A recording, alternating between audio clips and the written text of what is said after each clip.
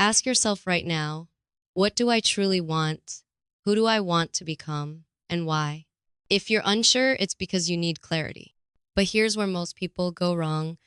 They set big goals, but ignore what matters most, their core values. Your values are your inner compass.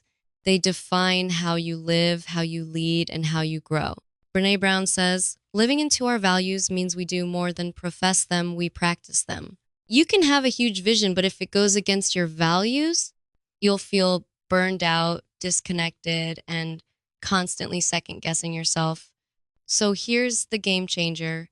Your vision is the destination. Your values are the path. Steve Jobs said, have the courage to follow your heart and intuition. They already know what you truly want to become. When you align your vision with your values, stop chasing and start choosing. You say yes with confidence and no without guilt. You build a true life, not trendy, and you feel peaceful while making progress. This is how you live with intention, clarity. So let's get practical. Here are 5 simple steps